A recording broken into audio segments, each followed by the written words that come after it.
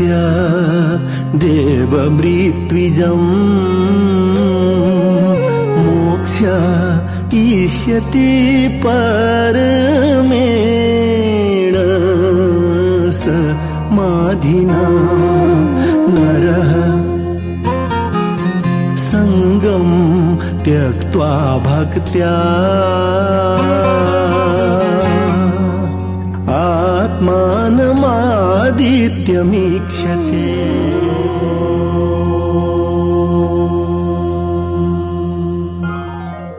नमस्कार, म निराजन भण्डारी ओम आदि गुरुवाणीमा यहाँहरूलाई स्वागत छ। ध्यान, ज्ञान र साधनाका विषयमा बालज्ञानी गुरु आदित्यको अन्तरप्रज्ञा अत्यन्तै अलौकिक किसिमको छ। मृत्युलाई साधनाले जित्नुपर्छ। कुविचारको यमराज नै ध्यान हो। साधकलाई मृत्यु प्रिय तथा जीवन कठिन लाग्छ। यस्ता तत्त्वबोधले युक्त कथनहरू बालज्ञानी गुरु आदित्यबाट बेला मौकामा आउने गर्दछन्। यसै पनि हिजोआज ध्यान विश्वव्यापी आवश्यकता बनेको छ। शरीरको आहार भोजन भने जस्तै ध्यान हाम्रो चेतनाको आहार हो। एक दिनको कुरा हो, ध्यान र साधनामा गहिरिन रुचाउने एकजना जिज्ञासुले बालज्ञानी गुरुलाई सोधे, बालगुरु, मान्छेहरू ध्यान ध्यान भन्छन्, आखिर ध्यान कसरी गर्ने होला?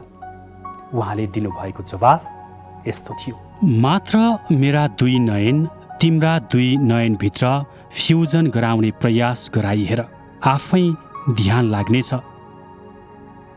योग ध्यानको विषयमा एकपटक बालगुरुले लेख्नुभयो, मसँग ध्यानका सयौं व्यावहारिक विधिहरू छन्। मेरो भावलाई बुझ्ने र जान्ने र अरूलाई सिकाउने व्यक्तिको खाँचो छ। ध्यान कुण्ड, ज्ञान कुण्ड र मोक्ष कुण्ड निर्माण गरी सबैलाई त्यस मार्गमा हिँडाउने मेरो लक्ष्य हो भन्ने आशयका अभिव्यक्तिहरू समय समयमा दिइरहनुहुन्छ बालगुरु आदित्य।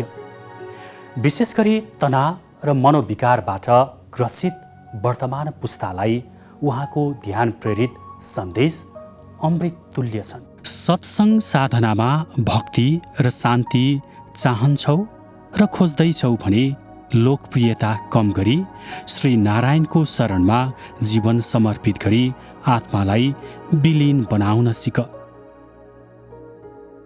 वास्तवमा ध्यान एक संवेदनशील खेल हो।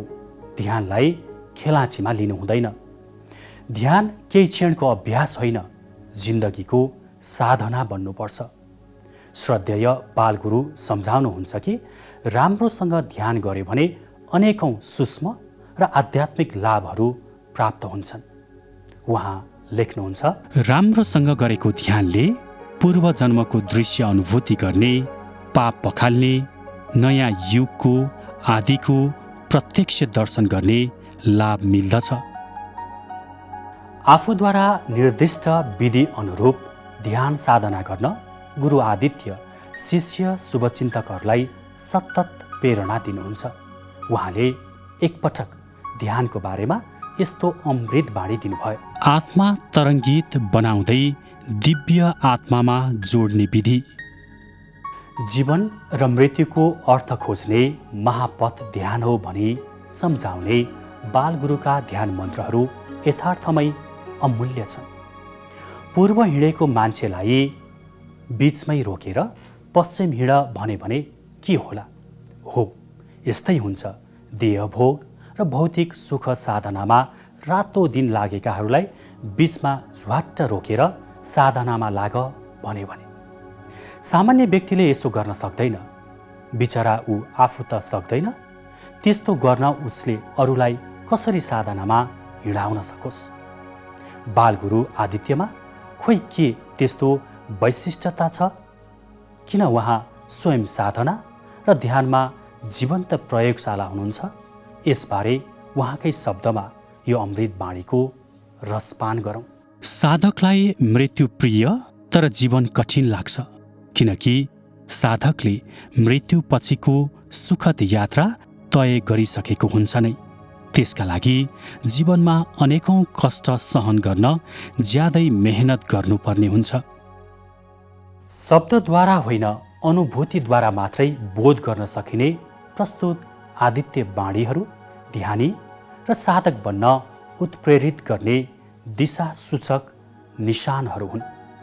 उहाँले दिने प्रत्येक ज्ञान, उत्प्रेरणा र मार्गदर्शनको सार रूप नै साधनामा हिँडाउनु हो। तर त्यसलाई कसले कति बुझ्ने र कसरी अनुसरण गर्ने त्यो व्यक्तिको इच्छा शक्ति र कार्मिक योग्यतामा निर्भर हुन्छ। तत्त्वत मानव चोला मिल्नुको उद्देश्य नै साधना गर्नको लागि हो। साधना बाहेकका अरू जुनसुकै कुरालाई लक्ष्य बनाऊ, आखिर त्यो अन्तमा गएर अपूर्ण र अधुरो नै रहन्छ।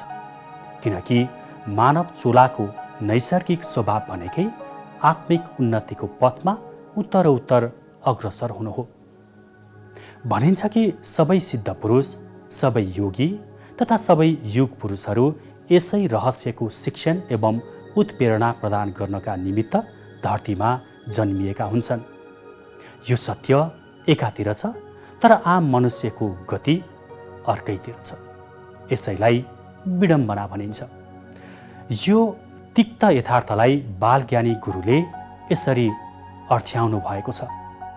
योग, ध्यान, साधना बिनाको सुखद जीवन नियाल्दैछौ भने आँखा भए पनि तिमी अन्धो हौ। सबै अङ्गमा चेतना भए पनि तिमी शारीरिक रूपले अपाङ्ग हौ।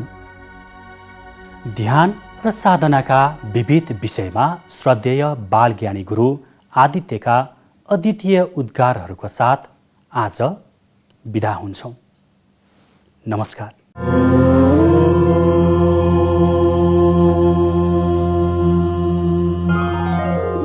आदिपुरुष आदि तस्य देवमृत्विजम् मोक्ष इष्यति परमेण समाधिना नरः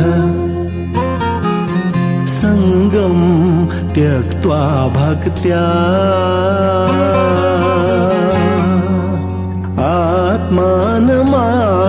आत्मानमादित्यमीक्षते।